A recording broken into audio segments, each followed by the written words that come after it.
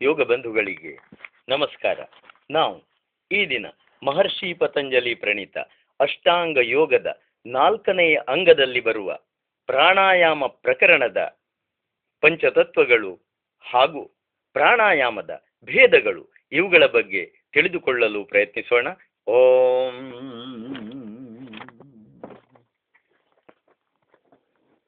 ಪ್ರಾಣಾಯಾಮ ಮತ್ತು ಪಂಚತತ್ವಗಳು ಮಾನವನ ಶರೀರವಾಗಿರುವುದು ಪೃಥ್ವಿ, ಅಪ್, ತೇಜ, ವಾಯು, ಆಕಾಶ ಎಂಬ ಪಂಚತತ್ವಗಳಿಂದ.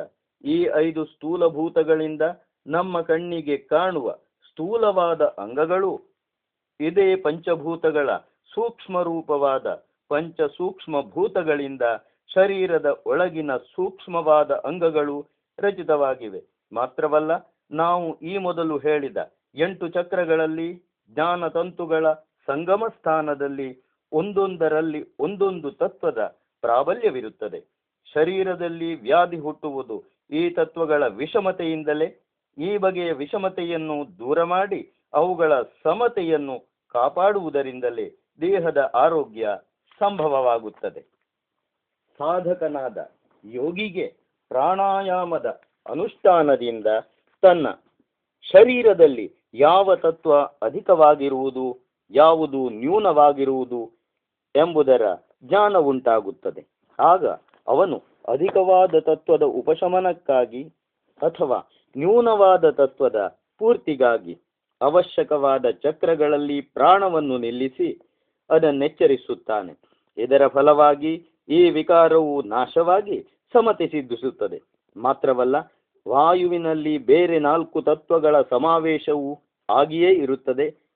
ಆ ವಾಯುವನ್ನು ಪೂರಕ ಕ್ರಿಯೆಯ ಮೂಲಕ ಅಧಿಕ ಪ್ರಮಾಣದಲ್ಲಿ ಒಳಕ್ಕೆ ತೆಗೆದುಕೊಂಡು ಕುಂಭಕ ಕ್ರಿಯೆಯಿಂದ ತನಗೆ ಬೇಕಾದ ಚಕ್ರದಲ್ಲಿ ಸಾಕಷ್ಟು ಹೊತ್ತು ನಿಲ್ಲಿಸುವುದರಿಂದ ಅವಶ್ಯಕವಾದ ತತ್ವ ಶರೀರಗತವಾಗಿ ವಿಷಮತೆಯ ನಿವಾರಣೆಯಾಗುತ್ತದೆ. ಪ್ರಾಣವಾಯುವಿನಲ್ಲಿ ಬೇರುಳಿದ ತತ್ವಗಳು ಅನ್ನ, ಜಲ ಮೊದಲಾದವುಗಳಲ್ಲಿರುವುದಕ್ಕಿಂತ ಸೂಕ್ಷ್ಮ ರೂಪದಲ್ಲಿಯೂ ಶುದ್ಧ ರೂಪದಲ್ಲಿಯೂ ಇರುವುದರಿಂದ ಪ್ರಾಣಾಯಾಮದ ಮೂಲಕ ಅವು ಶರೀರಗತವಾಗುವುದು ಸುಲಭವಾಗುತ್ತದೆ. ಹಲವರಿಗೆ ಒಂದು ಸಂದೇಹ ಸ್ವಾಭಾವಿಕವಾಗಿಯೇ ಹುಟ್ಟುತ್ತದೆ. ಅದೇನೆಂದರೆ, ಶ್ವಾಸೋಚ್ಛ್ವಾಸ ಕ್ರಿಯೆಗಳಿಗೆ ಸಂಬಂಧಪಟ್ಟ ಅಂಗಗಳು ಶ್ವಾಸಕೋಶಗಳು. ನಾವು ಶ್ವಾಸವನ್ನು ಎಷ್ಟೇ ದೀರ್ಘವಾಗಿ ತೆಗೆದುಕೊಂಡರೂ ಸಹ ಅದು ಶ್ವಾಸಕೋಶದಲ್ಲಿ ತುಂಬಿಕೊಳ್ಳಬಲ್ಲದೇ ಹೊರತು ಶ್ವಾಸಕೋಶದ ಭಿತ್ತಿಯಲ್ಲಿ ತೂರಿಕೊಂಡು ವಪೆಯನ್ನು ಭೇದಿಸಿ ನಾಭಿ ಪ್ರದೇಶದಲ್ಲಿರುವ ಮಣಿಪುರಕ, ಅದಕ್ಕಿಂತಲೂ ಕೆಳಗಿರುವ ಸ್ವಾಧಿಷ್ಠಾನ, ಮೂಲಾಧಾರ ಮೊದಲಾದ ಚಕ್ರಗಳಿಗೆ ಇಳಿಯುವುದೆಂತು ಎಂದು ನಾವು ಭಾವಿಸಬಹುದು. ಪ್ರಶ್ನೆ ಸಾಧುವಾಗಿಯೇ ಇದೆ. ಈ ವೈಜ್ಞಾನಿಕ ಯುಗದಲ್ಲಿ ಅಹೈತುಕವಾದ ಯಾವ ಸಿದ್ಧಾಂತವೂ ಮಾನ್ಯವಾಗಲಾರದು. ಆದುದರಿಂದ ಈ ವಿಷಯದಲ್ಲಿ ವಿವೇಚನೆ ಮಾಡಿ ನೋಡೋಣ. ಪ್ರಾಣವಾಯು ಸ್ಥೂಲವಾಗಿ ಗಾಳಿ ಎಂದು ನಾವು ಕರೆಯುವ ವಸ್ತು. ನಾವು ಉಸಿರೆಳೆದುಕೊಂಡಾಗ ಹೋಗುವುದು ಶ್ವಾಸಕೋಶಗಳವರೆಗೆ ಮಾತ್ರ ಎಂಬುದು ಸತ್ಯ. ಆದರೆ ಸೂರ್ಯನ ಬೆಳಕು ಮುಚ್ಚಿದ ಕಿಟಕಿ ಬಾಗಿಲುಗಳನ್ನು ಭೇದಿಸಿ ನಮ್ಮ ಕೊಠಡಿಯೊಳಕ್ಕೆ ಪ್ರವೇಶಿಸದಿರಬಹುದಾದರೂ ಸೂರ್ಯನ ಕಾವು ಪ್ರವೇಶಿಸಿಯೇ ತೀರುವುದಲ್ಲವೇ? ಅದೇ ರೀತಿ ವಾಯುವಿನ ಸ್ಥೂಲಾಂಶವು ಶ್ವಾಸಕೋಶಗಳ ಭಿತ್ತಿಯಲ್ಲಿ ಭೇದಿಸಿ ಕೆಳಗೆ ಇಳಿಯದಿರಬಹುದಾದರೂ ಅದರ ಸೂಕ್ಷ್ಮಾಂಶ ಸಾಧಕನ ಧಾರಣಾಬಲದಿಂದ ಕುಂಭಕ ಕ್ರಿಯಾ ಮೂಲಕ ಚಕ್ರಕ್ಕೆ ಇಳಿಯುವುದರಲ್ಲಿ ಯಾವುದೊಂದು ಸಂದೇಹವೂ ಇಲ್ಲ. ಧಾರಣಾಬಲ ಎಂಬುದು ಸರಿಯಾಗಿ ಅರ್ಥವಾಗಬೇಕಾದರೆ ಯೋಗದ 6ನೆಯ ಅಂಗವನ್ನು ತಿಳಿದುಕೊಳ್ಳಬೇಕು. ಈಗ ಸದ್ಯಕ್ಕೆ ಧಾರಣಾಬಲ ಎಂಬುದಕ್ಕೆ ಇಚ್ಛಾಶಕ್ತಿ ಎಂದರ್ಥ ಮಾಡಿಕೊಂಡರೆ ಸಾಕು. ಚಿತ್ತವನ್ನು ತನಗೆ ಬೇಕಾದ ಚಕ್ರದಲ್ಲಿ ಬಂಧಿಸುವುದರಿಂದ ಮತ್ತು ಪ್ರಾಣವಾಯು ಆ ನಿರ್ದಿಷ್ಟ ಚಕ್ರಗಳಲ್ಲಿ ಪ್ರವೇಶಿಸುತ್ತಿದೆ ಎಂದು ಸಂಕಲ್ಪಿಸಿಕೊಳ್ಳುವುದರಿಂದ ಅದು ಅಲ್ಲಿ ಪ್ರವಿಷ್ಟವಾಗುವುದು ಖಂಡಿತ. ಆಮೇಲೆ ವಿಷಮತೆ ನಿವಾರಣೆಯಾಗುವುದು ಸತ್ಯವೇ. ಪ್ರಾಣಾಯಾಮದ ಭೇದಗಳು. ಪ್ರಾಣಾಯಾಮದ ಬಗ್ಗೆ ಎಷ್ಟು ಪರಿಚಯ ಪರಿಪಕ್ವವಾದ ಮೇಲೆ ಇನ್ನು ಎಷ್ಟು ಬಗೆಯ ಪ್ರಾಣಾಯಾಮಗಳಿವೆ, ಯಾವುದರ ವಿಧಾನ ಯಾವುದು ಮತ್ತು ಯಾವುದರ ಪ್ರಯೋಜನ ಏನೇನು ಎಂಬುದನ್ನು ಅರಿತುಕೊಳ್ಳಲು ಪ್ರಯತ್ನಿಸೋಣ. ಯೋಗ ವಿದ್ಯಾ ಗ್ರಂಥಗಳಲ್ಲಿ ಈ ರೀತಿ ಹೇಳಿದೆ, ಸಹಿತಃ ಸೂರ್ಯಭೇದಶ್ಚ ಉಜ್ಜಾಯಿ ಶೀತಲಿ ತಥಾ ಭಸ್ತ್ರಿಕಾ ಭ್ರಾಮರಿ ಮೂರ್ಛಾ ಪ್ಲಾವನಿ ಚಾಷ್ಟಕುಂಭಕಾಃ. ಸಹಿತಃ ಸೂರ್ಯಭೇದಶ್ಚ ಉಜ್ಜಾಯಿ ಶೀತಲಿ ತಥಾ ಭಸ್ತ್ರಿಕಾ ಭ್ರಾಮರಿ ಮೂರ್ಛಾ ಪ್ಲಾವನಿ ಚಾಷ್ಟಕುಂಭಕ. ಎಂದರೆ ಸಹಿತ ಸೂರ್ಯಭೇದ, ಉಜ್ಜಾಯಿ, ಶೀತಳಿ, ಭಸ್ತ್ರಿಕಾ, ಭ್ರಾಮರಿ, ಮೂರ್ಛಾ ಮತ್ತು ಪ್ಲಾವನಿ ಎಂಬುದಾಗಿ ಕುಂಭಕ 8 ಬಗೆಗಳಿರುತ್ತವೆ ಎಂದು ಈ ಶ್ಲೋಕದ ಅರ್ಥ. ಇವುಗಳ ಸಾಧಾರಣ ವರ್ಣನೆಯನ್ನು ಈ ರೀತಿ ಮಾಡಬಹುದು. ಸಹಿತ ಕುಂಭಕ ಓಂಕಾರವನ್ನು ಮಾನಸಿಕವಾಗಿ 6 ಸಾರಿ ಉಚ್ಚರಿಸುತ್ತಾ ಅಷ್ಟೇ ಕಾಲ ವಾಯುವನ್ನು ಮೂಲಾಧಾರ ಚಕ್ರದವರೆಗೆ ಎಡ ಹೊಳ್ಳೆಯಿಂದ ಶಬ್ದ ಮಾಡದೆ ನಿಧಾನವಾಗಿ ಪೂರಕ ಮಾಡಬೇಕು. 24 ಸಾರಿ ಮಾನಸಿಕವಾಗಿ ಓಂಕಾರವನ್ನು ಜಪಿಸುತ್ತಾ ಅಷ್ಟೇ ಹೊತ್ತು ಕುಂಭಕ ಮಾಡಬೇಕು. ಆಮೇಲೆ 12 ಸಾರಿ ಮಾನಸಿಕವಾಗಿ ಓಂಕಾರವನ್ನು ಜಪಿಸುತ್ತಾ ನಿಧಾನವಾಗಿ ಸದ್ದಿಲ್ಲದಂತೆ ಬಲಹೊಳ್ಳೆಯಿಂದ ವಾಯುವನ್ನು ಹೊರಕ್ಕೆ ಬಿಡಬೇಕು.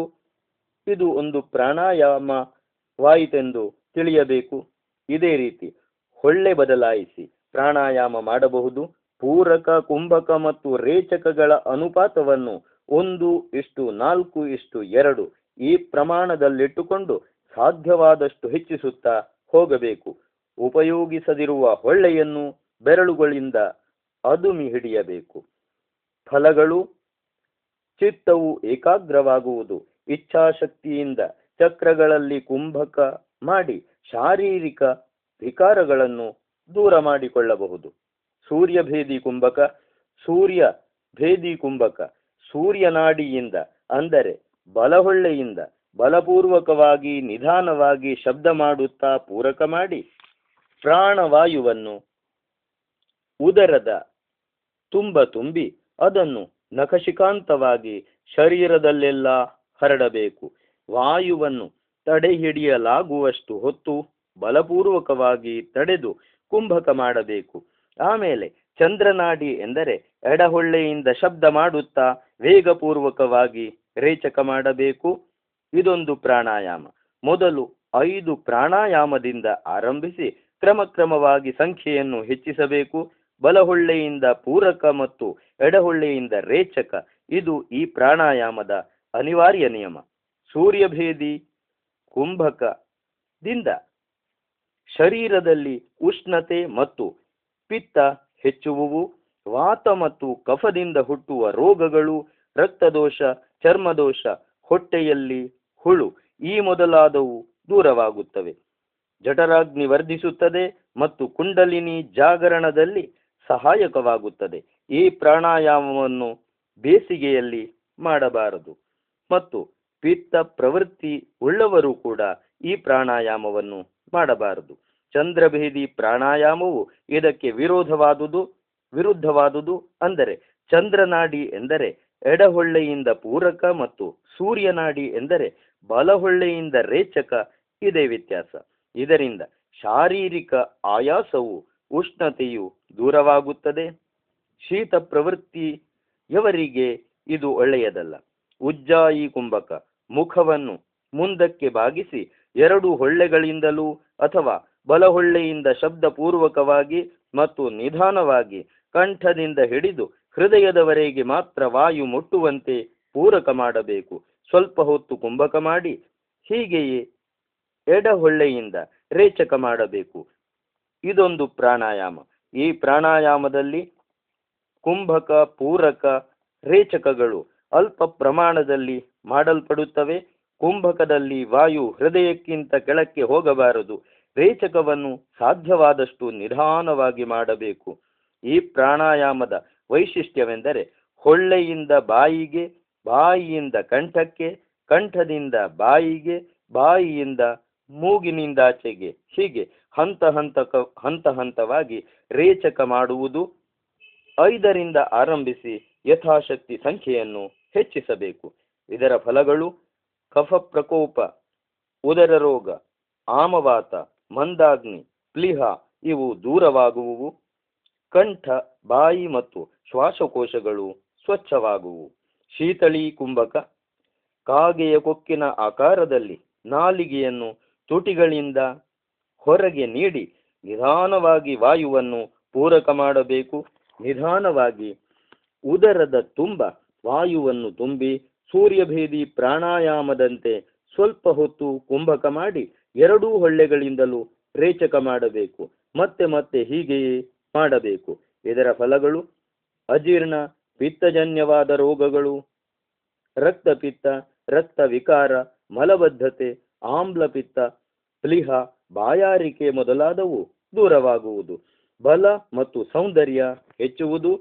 ಶೀತಕಾಲದಲ್ಲಿ ಈ ಪ್ರಾಣಾಯಾಮ ಮಾಡಬಾರದು. ಕಫ ಪ್ರಕೃತಿ ಉಳ್ಳವರು ಕೂಡ ಈ ಪ್ರಾಣಾಯಾಮವನ್ನು ಮಾಡಬಾರದು. ಈ ಪ್ರಾಣಾಯಾಮದಲ್ಲಿಯೇ ಸ್ವಲ್ಪ ಸ್ವಲ್ಪ ಭೇದಗಳುಳ್ಳ ಈ ಕೆಳಕಂಡ ವಿಧಾನವನ್ನು ಯೌಗಿಕ ಸಾಹಿತ್ಯದಲ್ಲಿ ಹೇಳಿರುತ್ತಾರೆ. ಶೀತಕಾರಿ ಪ್ರಾಣಾಯಾಮ. ಶೀತಕಾರಿ ಪ್ರಾಣಾಯಾಮ ನಾಲಿಗೆಯನ್ನು ತುಟಿಗಳಿಂದ ಹೊರಚಾಚಿ ಅದನ್ನು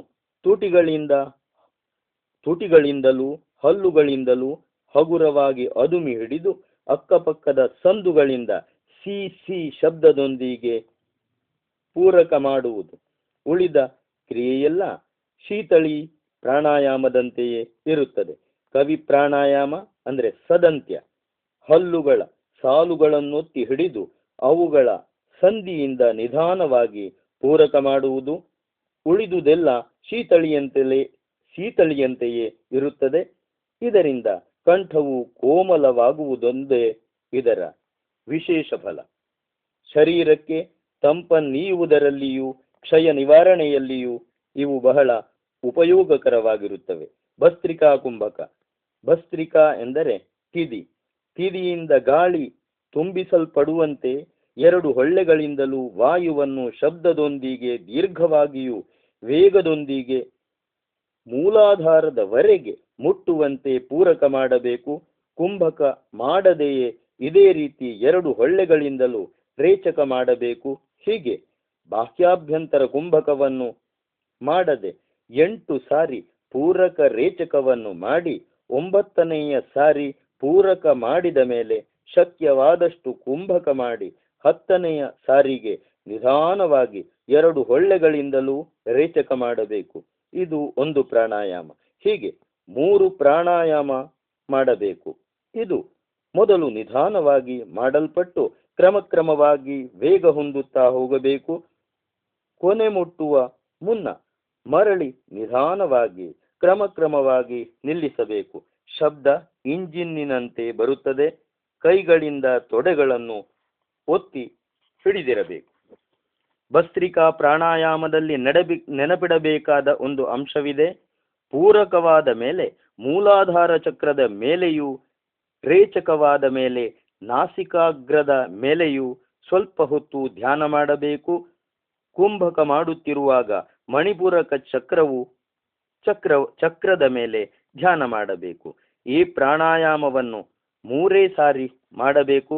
ಅಂದರೆ ಕುಂಭಕದ ಸಂಖ್ಯೆ 3ಕ್ಕಿಂತ ಜಾಸ್ತಿಯಾಗದಿರಬೇಕು. ಆದರೆ ಒಂದೊಂದು ಪ್ರಾಣಾಯಾಮದಲ್ಲಿ ಎಣಿಸಲ್ಪಡುವ 10 ಹಂತಗಳನ್ನು ಕ್ರಮೇಣ 14, 18, 22 ಈ ರೀತಿ ಹೆಚ್ಚಿಸಬಹುದು. ಆದರೆ ಪೂರಕ ರೇಚಕ ಕುಂಭಕಗಳ ಕಾಲಾವಧಿಯನ್ನು ಯಥಾಶಕ್ತಿ ಹೆಚ್ಚಿಸುತ್ತಾ ಹೋಗುವುದರಲ್ಲೇನೂ ದೋಷವಿಲ್ಲ. ಫಲಗಳು. ಈ ಪ್ರಾಣಾಯಾಮದಿಂದ ತ್ರಿಧಾತು ವಿಕಾರಗಳಿಂದ ಉದ್ಭವಿಸುವ ರೋಗಗಳೆಲ್ಲ ದೂರವಾಗುತ್ತದೆ. ಆರೋಗ್ಯ ವರ್ಧಿಸುತ್ತದೆ. ಜಠರಾಗ್ನಿ ಪ್ರದೀಪ್ತವಾಗುತ್ತದೆ. ಇದನ್ನು ಎಲ್ಲಾ ಋತುಗಳಲ್ಲಿಯೂ ಮಾಡಬಹುದು. ಕುಂಭಕಾವಧಿಯನ್ನು ಹೆಚ್ಚಿಸುವುದಕ್ಕೂ ಮನಸ್ಸನ್ನು ಸ್ಥಿರಗೊಳಿಸುವುದಕ್ಕೂ ಕುಂಡಲಿನಿಯನ್ನೆಚ್ಚರಿಸುವುದಕ್ಕೂ ಇದು ಬಹು ಸಹಕಾರಿ. ಧ್ಯಾನಕ್ಕೆ ಕೂಡುವ ಮುನ್ನ ಇದನ್ನು ಅವಶ್ಯವಾಗಿ ಮಾಡಬೇಕು. ಭ್ರಾಮರಿ ಕುಂಭಕ. ಕಣ್ಣನ್ನು ಮುಚ್ಚಿ ಭ್ರೂಮಧ್ಯವನ್ನು ಧ್ಯಾನಿಸುತ್ತಾ 2 ಹೊಳ್ಳೆಗಳಿಂದಲೂ ಭ್ರಮರದಂತೆ ಶಬ್ದವನ್ನು ಮಾಡುತ್ತಾ ಪೂರಕ ಮಾಡಬೇಕು. ಸಾಧ್ಯವಾದಷ್ಟು ಹೊತ್ತು ಕುಂಭಕ ಮಾಡಿ ಭ್ರಮರಿಯಂತೆ ಮಂದವಾಗಿ ಶಬ್ದ ಮಾಡುತ್ತಾ ರೇಚಕ ಮಾಡಬೇಕು. ಶಬ್ದವು ಮಧುರವಾಗಿಯೂ ಸುಸ್ವರಯುಕ್ತವೂ ಏಕತಾನವೂ ಆಗಿರಬೇಕು. ಇದರೊಂದಿಗೆ ಮೂಲಬಂಧ ಉಡ್ಡಿಯಾಣ ಬಂಧಗಳನ್ನು ಪ್ರಯೋಗಿಸಬೇಕು. ಇದನ್ನೇ ಎಡಹೊಳ್ಳೆಯಿಂದ ಪೂರಕ ಮಾಡಿ ಕುಂಭಕಾನಂತರ ಬಲಹೊಳ್ಳೆಯಿಂದ ರೇಚಕ ಮಾಡಿ ಮರಳಿ ಬಲಹೊಳ್ಳೆಯಿಂದ ಪೂರಕ ಮಾಡಿ ಕುಂಭಕಾನಂತರ ಎಡಹೊಳ್ಳೆಯಿಂದ ರೇಚಕ ಮಾಡುವುದು. ಕೊನೆಗೆ ಪುನಃ ಎಡಹೊಳ್ಳೆಯಿಂದ ಪೂರಕ ಮಾಡಿ ಬಲಹೊಳ್ಳೆಯಿಂದ ರೇಚಕ ಮಾಡುವುದು. ಹೀಗೆ ಮೂರಾವರ್ತಿ ಮಾಡಿದರೆ ಅನುಲೋಮ ವಿಲೋಮ ಭ್ರಾಮರಿ ಕುಂಭಕವಾಗುತ್ತದೆ. ಇದರ ಫಲಗಳು ವೀರ್ಯವೃದ್ಧಿಯಾಗಿ ಇದು ಊರ್ಧ್ವಗಾಮಿಯಾಗುವುದು. ರಕ್ತವು ಮಜ್ಜಾತಂತುಗಳು ಶುದ್ಧವಾಗುವು. ಈ ಭ್ರಾಮರಿ ಪ್ರಾಣಾಯಾಮವೇ ಮಧುರವಾದ ಪ್ರಣವನಾದದೊಂದಿಗೆ ಮಾಡಲ್ಪಟ್ಟರೆ ಧ್ವನ್ಯಾತ್ಮಕ ಪ್ರಾಣಾಯಾಮವೆನಿಸುತ್ತದೆ. ಭ್ರಾಮರ ನಾದಕ್ಕೆ ಬದಲು ಪ್ರಣವನಾದ ಇದರಲ್ಲಿ ಇರುತ್ತದೆ. ಮೂರ್ಛಾ ಕುಂಭಕ 2 ಕೈಗಳ ಹೆಬ್ಬೆಟ್ಟುಗಳಿಂದ ಕಿವಿಗಳನ್ನು, ತರ್ಜನಿಗಳಿಂದ ಕಣ್ಣುಗಳನ್ನು, ನಡುಬೆರಳುಗಳಿಂದ ಹೊಳ್ಳೆಗಳನ್ನು, ಉಂಗುರದ ಬೆರಳು ಹಾಗೂ ಕಿರುಬೆರಳುಗಳಿಂದ ಬಾಯಿಯನ್ನು ಮುಚ್ಚಿಕೊಳ್ಳಬೇಕು. ಆಮೇಲೆ ಪೂರಕ ಮಾಡುವಾಗ ನಡುಬೆರಳುಗಳನ್ನು ಸಡಿಲ ಮಾಡಿ ಕುಂಭಕ ಮಾಡುವಾಗ ಮರಳಿ ಹಾಗೆಯೇ ಒತ್ತಬೇಕು. ರೇಚಕ ಮಾಡುವಾಗ ಪುನಃ ನಡುಬೆರಳುಗಳನ್ನು ಸಡಿಲ ಮಾಡಬೇಕು. ಇದನ್ನು ಹೊಳ್ಳೆ ಬದಲಾಯಿಸಿಯೂ ಸಹ ಮಾಡಬಹುದು. ಫಲಗಳು ಮನಸ್ಸು ಕ್ರಿಯಾಶೂನ್ಯವೂ ಶಾಂತವೂ ಆಗುವುದು. ಪ್ಲಾವನಿ ಕುಂಭಕ 2 ಹೊಳ್ಳೆಗಳಿಂದಲೂ ಪೂರಕ ಮಾಡಿ ನಾಭಿಯಲ್ಲಿ ಮನವನ್ನು ನಿಲ್ಲಿಸಬೇಕು. ಆಮೇಲೆ ಭಾವನಾ ಬಲದಿಂದ ಸಮಗ್ರ ಶರೀರದ ವಾಯುವನ್ನು ಹೊಟ್ಟೆಯಲ್ಲಿ ತುಂಬಿ ಹೊಟ್ಟೆಯನ್ನು ರಬ್ಬರ್ ಚೆಂಡಿನಂತೆ ಊದಿಸಬೇಕು ಮತ್ತು ಶರೀರದ ಬೇರಾವ ಅಂಗದಲ್ಲಿಯೂ ವಾಯು ಇಲ್ಲದಂತೆ ಭಾವನೆ ಮಾಡಿಕೊಳ್ಳಬೇಕು. ಸಾಧ್ಯವಾದಷ್ಟು ಹೊತ್ತು ಈ ರೀತಿ ಕುಂಭಕ ಮಾಡಿ ಆಮೇಲೆ 2 ಹೊಳ್ಳೆಗಳಿಂದಲೂ ರೇಚಕ ಮಾಡಿ ಬಿಡಬೇಕು. ಫಲಗಳು ಪ್ರಾಣವಾಯುವಿನ ಮೇಲೆ ಪೂರ್ಣಾಧಿಕಾರ ಲಭಿಸುವುದು. ಎಲ್ಲ ಉದರ ರೋಗಗಳು ಮಲಬದ್ಧತೆಯು ದೂರವಾಗುವುದು. ಅಪಾನವಾಯು ಶುದ್ಧವಾಗುವುದು. ಜಠರಾಗ್ನಿ ವರ್ಧಿಸುವುದು. ವೀರ್ಯ ಮತ್ತು ರಕ್ತ ಶುದ್ಧವಾಗುವುದು. ನೀರಿನಲ್ಲಿ ಈಜುವುದು ಸುಲಭವಾಗುವುದು.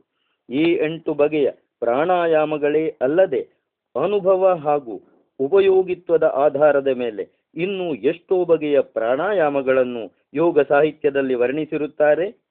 ಕೇವಲ ಮುಖ್ಯವಾದುದನ್ನು ಮಾತ್ರ ಇಲ್ಲಿ ಸಾಧಕರಾದ ನಾವು ತಿಳಿದುಕೊಳ್ಳಬಹುದು. ಯೋಗ ಬಂಧುಗಳೇ, ಇನ್ನು ಮುಂದೆ ನಾವು ಪ್ರಾಣಾಯಾಮದ ಬಗ್ಗೆ ವಿಶೇಷ ಸೂಚನೆಗಳು ಎಂಬ ಬಗ್ಗೆ ಮುಂದಿನ ಸಂಚಿಕೆಯಲ್ಲಿ ಅರಿಯಲು ಪ್ರಯತ್ನಿಸೋಣ.